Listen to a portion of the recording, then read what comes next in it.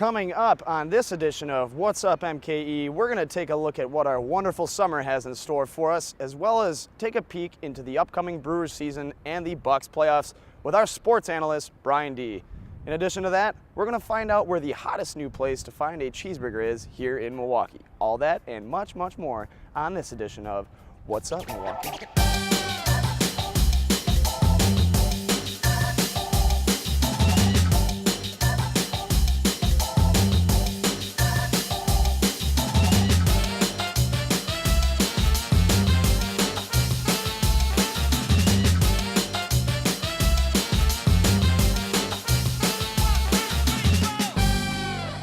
What's up, audience? I'm Tanner Burke, your host, with another edition of What's Up MKE. Now, the summers here in Milwaukee pretty much keep us from moving down south to the much more friendly weather.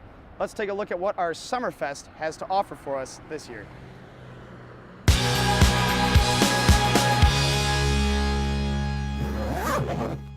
How's it going, Milwaukee? I'm Potato Magoo with Milwaukee Public Television's What's Up MKE, and I'm here to talk to you about Summerfest. Summerfest! We have Kendrick Lamar, we've got Kings of Leon, and most importantly, we have the Rolling Stones. Let's take it down the street and see what everybody else is excited to see. This is Henry Russo, a law student at Marquette University. Henry, who are you excited to see? Oh man, there's a few people I'm pretty excited to see. First is probably Schoolboy Q. Okay. Great rapper, pretty interesting crowd as well. Sheryl Crow, she brings me back to my days as a youth. Lot of great messages in her songs. Lupe Fiasco, I don't like his newer music. I like his older stuff though, so that'll be a pretty good show. I kind of want to go see Weird Al Yankovic because that's going to be a pretty strange crowd. So get to see some interesting people. And then I am definitely not seeing Time Flies Tuesday because their music is terrible. Okay, cool. Nice. This is Joe from Marquette. He's a grad student here. Joe, who are you looking forward to seeing at Summerfest? Goodness. Honestly, I haven't checked out what the smaller stages are. I was excited to hear that Stevie Wonder and the Stones are going to be there, so maybe I'll try and sneak close to get in on some of that action too. Absolutely, it sounds great.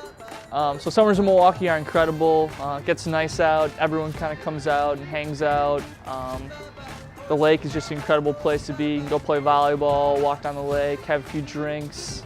There's always festivals going on from Summerfest and smaller festivals. And there's just a lot of energy in the city compared to the winter when it's kind of dead. But everyone comes out and is ready to just have some fun in Milwaukee summer. So it's definitely the place to be. Remember to check out your favorite bands this summer at Summerfest, and follow me on Twitter at @TheRealPotato. This is Spuds Magoo signing off. See you next time.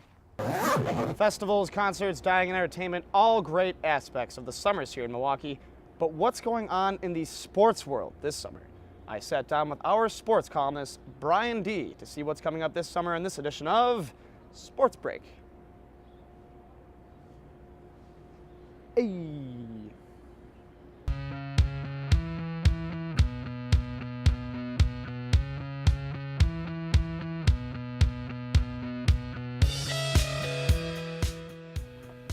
Welcome to this edition of Sports Break. I'm Tanner Burke, of course, and I'm joined by our sports columnist, Brian D. Brian, thanks for being here. Absolutely. Again. Plenty of good stuff to talk about today, Brian. Let's start off by talking about the Brewers, who are off to a bit of a cold start. 2-7 start to the year. And you look back to last season, I think that's why it's so disappointing. I mean, they got off to that incredibly hot start. We're in first place for almost the entire year last year until that epic collapse in the last month and a half. But definitely not the start that the Brewers wanted off the bat.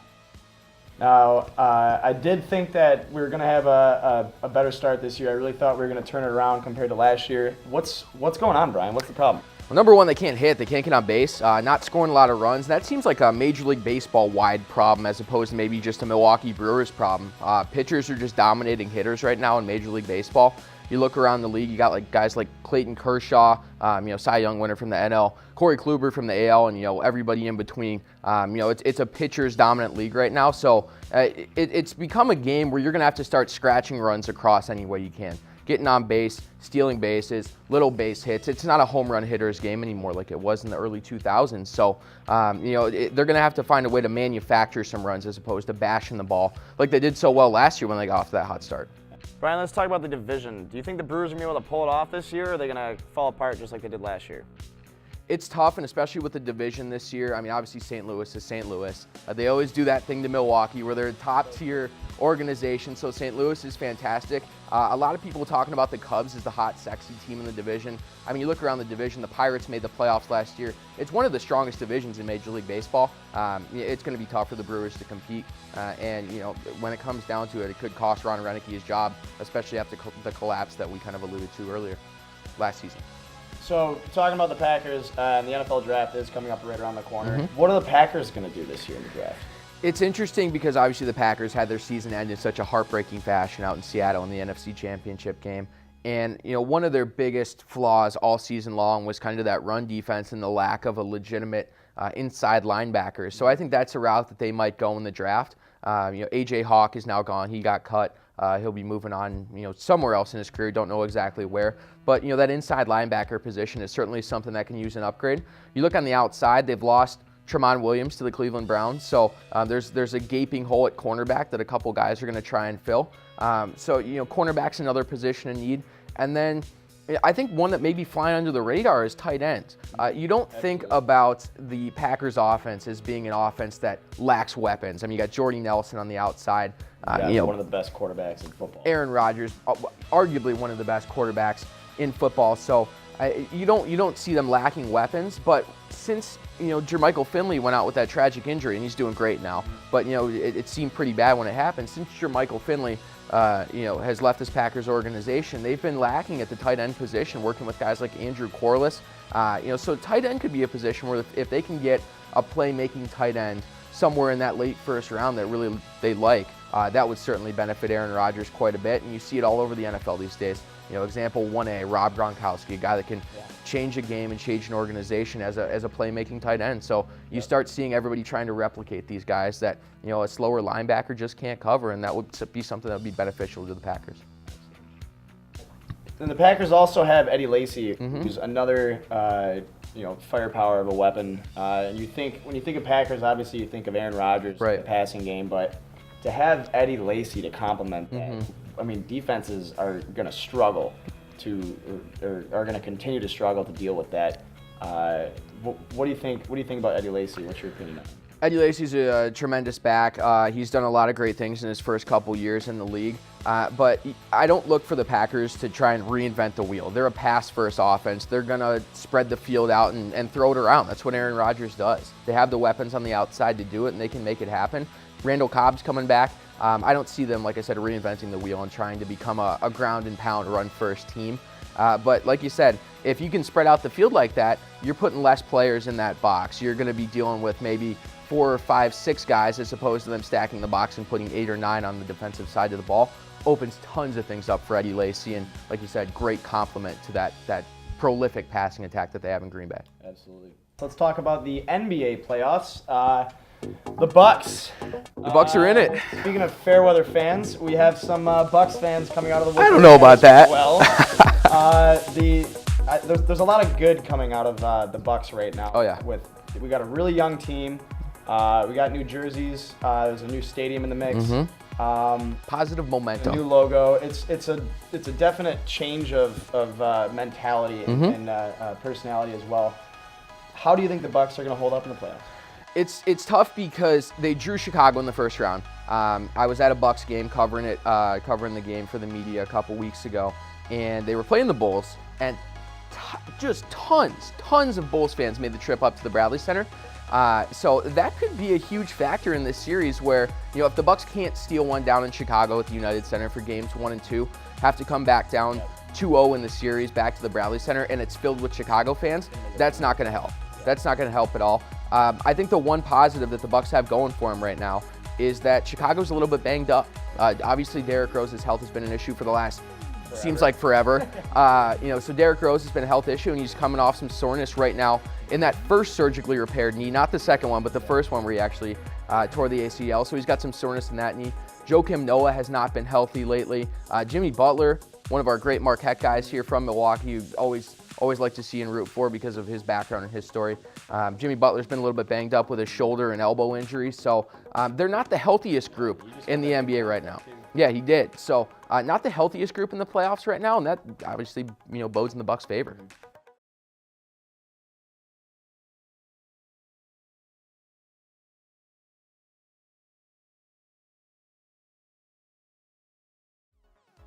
I think the new logos are cool. My only gripe with the whole thing was at the unveiling, they had these weird dudes singing this terrible karaoke in front of it. Did you watch this? It was crazy. So the way it went down is they had 3 painters paint the new logos up on a stage at the Bradley Center. Free watch party, really cool thing for the fans to go out and see. So they had these 3 people painting. But while that was happening, they had these 2 guys, just no-name guys, it could have been you and me, Tanner, up there on stage, singing karaoke. They were singing like "Don't Stop Believin'" by Journey and Uptown Funk, and they were just random guys that you could go down the street to one of the bars on Water Street and hear better karaoke. So that was my only gripe with the whole thing. I think the jerseys are great. We haven't seen the jerseys yet, but I think the new logos are cool. I think using the three colors, with the green is the traditional Bucks color, the cream for Cream City Brick in Milwaukee, and then, as they say, the blue kind of represents the lakes and rivers around the Wisconsin area. I think there's good meaning behind it. Yeah, exactly. I think there's cool meaning behind it, and I think that they'll be able to make some cool things happen with the jerseys when those do get unveiled. Absolutely. Now let's talk about the new arena that they're proposing, and I've seen the graphics online. It looks futuristic, which is awesome. It does. It looks like a big George Foreman grill, doesn't it? Kind of. Yeah, exactly. Now it's going to include restaurants, huge facility. Yeah. What's your opinion on the new proposed blueprints for the arena? I think it's fantastic, and it's not just because of the arena. It's because of the stuff that's going to be surrounding it. It's really not a new arena project as much as it is a downtown revitalization project where they're putting cool entertainment areas, cool new restaurants, hotels, all sorts of stuff in a part of the city that really is a little bit dead right now. I mean, you look at that big lot west of the Bradley Center north of the Bradley Center right now. Nothing there, no bars, nowhere to hang out. Obviously, a little bit towards the east of that, you're going to find some of that stuff down on Water Street and Old Third World Street and all that kind of stuff. But in that area, it's kind of a blank canvas for these designers to go in there and kind of do whatever they want. It's not a Milwaukee Bucks move. It's not a basketball move. It's a great thing for the city of Milwaukee. I agree completely. I think it'll definitely help the development. And to be honest, I'm excited to see what pops up around there. And if you ever want to open up a restaurant or a bar, it's a good time to do it. That market value is going to skyrocket. Yeah. A lot of good sports to look forward to this summer. Brian, thanks for being here again. As always, I'm Tanner Burke, and we'll see you next time on Sports Break.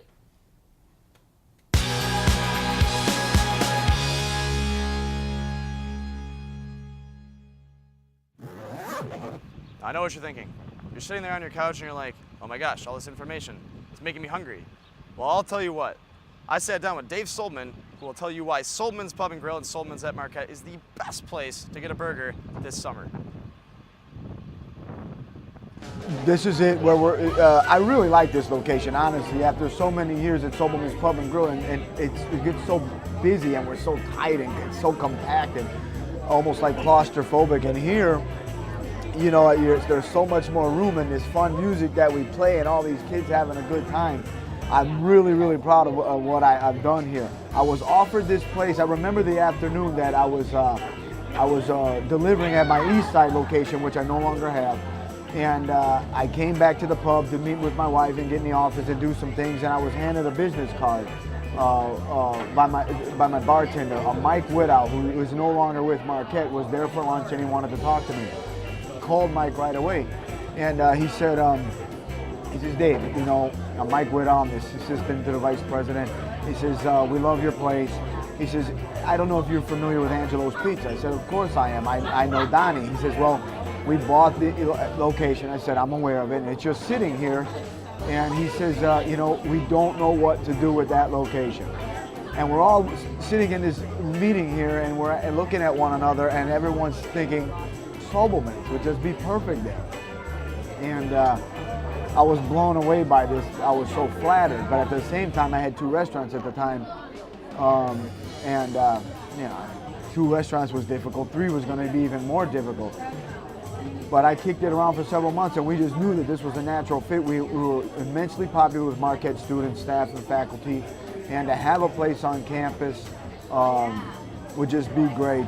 And it's a weird thing. My second restaurant, the place on the east side, might have been the worst thing I ever did, and my third restaurant, the Marquette location, was the best thing I've ever done. You know, we used the best ingredients on everything, honestly. In the beginning, I didn't always. I was a corner bar, but now the best bacon, the best patty, better cheeses now. We make them perfect, and one thing we focus on is we want them to look good. You know, presentation is everything. You know, oftentimes they'll show numerous pictures of burgers, and generally these burgers might be great, but they never look as good. You know, I mean, we want things to be, we don't want the patty falling off the bottom part of the bun. I mean, everything is positioned perfectly, and it's kind of like you know, even before the customer takes their first bite, they're impressed. We called it the Sobelman burger, and it's become by far the most popular burger I've ever had, ever on the menu. It's to this day, a full 50% of the burgers we sell on any given day are the Sobelman burger, or is the Sobelman burger. I mean, there are people who are making good burgers now, people who are making good Bloody Marys. But we were the first, and they're not doing it in a historic Queen City brick building built by Schlitz in 1889. Sobelman's has a vibe, and I think it's more fun than any other restaurant in town. I'm Dave Sobelman. Come to Sobelman's Pub and Grill this summer, either location, for a burger. Well, you heard it from the man, Dave Sobelman himself. Come on down to Sobelman's this summer and try one of his fantastic famous burgers. They are the best in Milwaukee, and I've indulged a little bit since living here.